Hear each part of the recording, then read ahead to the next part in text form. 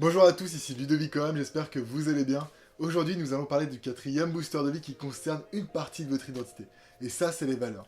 Donc aujourd'hui, soyez vraiment attentifs à 5 étapes qui vont être dites juste tout de suite. La première chose à savoir, c'est que si vous ne les choisissez pas, vous allez vivre en grande partie avec celles qui vous ont été fournies de l'extérieur.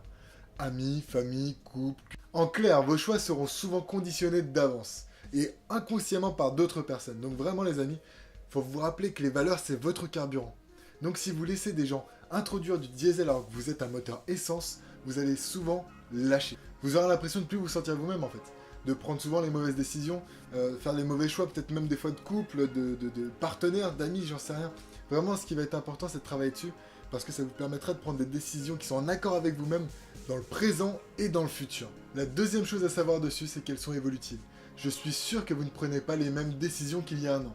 Tout simplement parce que soit elles ont changé, soit leur hiérarchie a évolué. Donc, si vous ne prenez pas les mêmes décisions, c'est tout simplement parce que ce qui est important pour vous aujourd'hui est différent. Donc, dès que vous vous percevez en train de prendre une nouvelle décision, pensez à la valeur qui est en train d'essayer de s'exprimer, tout simplement. Rosa Parks, par exemple, quand elle était dans ce bus, elle a décidé de dire non. Peut-être que ce jour-là, sa valeur justice est montée tellement haut dans sa hiérarchie que sa réaction fut différente. Le troisième point, c'est que de connaître ses valeurs nous apporte un bien meilleur pouvoir de décision. Et en plus qu'il vient d'intérieur. Quand on connaît nos valeurs, on hésite beaucoup moins et en plus on a le contrôle. Le numéro 4, c'est que derrière chaque valeur se cache une croyance. L'histoire de Robin des Bois par exemple. Robin des Bois prenait de l'argent aux riches pour le donner aux pauvres. Sa valeur à lui c'était la justice.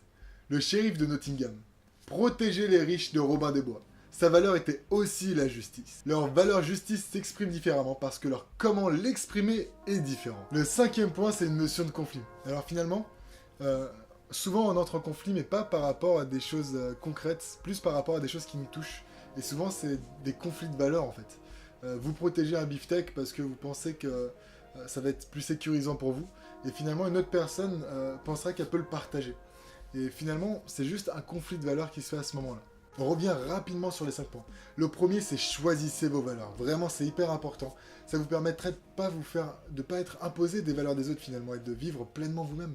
La deuxième chose, c'est qu'elles sont évolutives ces valeurs. Donc vraiment aussi, regardez si de temps en temps vous prenez des décisions différentes et qu'est-ce qui est important pour vous au moment où vous prenez la décision. La troisième chose, c'est surtout ça justement, c'est que ça améliore votre prise de décision. C'est beaucoup plus rapide et ça vient vraiment de vous. La quatrième chose, c'est que derrière chaque valeur se cache une croyance. Et à vous de définir cette croyance.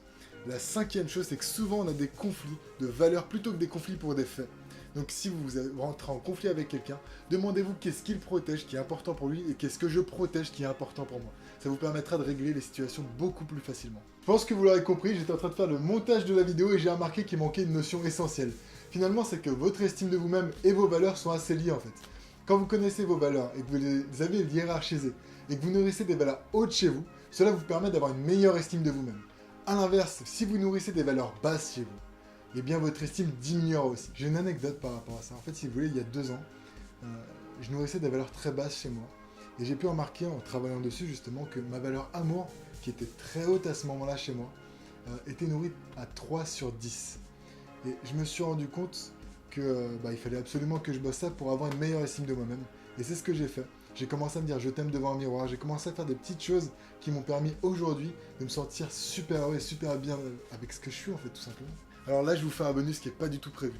Si vous voulez, j'ai lancé un programme il y a maintenant 3 jours qui s'appelle Plus proche de vos rêves, dans lequel je vais accompagner 100 personnes gratuitement pendant 1 heure pour atteindre un objectif.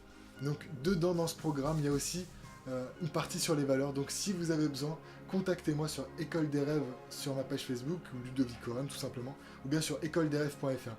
Ce sera donc un accompagnement gratuit pendant 1 heure, où donc on verra si vous voulez travailler sur les valeurs, on pourra le faire ensemble. Donc ça sera plus simple de joindre le geste à la parole. Donc je vous remercie vraiment d'avoir regardé cette vidéo. Partagez, likez et surtout profitez-en pour appeler des amis s'ils ont besoin de ça justement. Et je vous souhaite une excellente journée, une très belle journée. Rappelez-vous que l'union fait la différence, que tout commence par un rêve. Je vous remercie.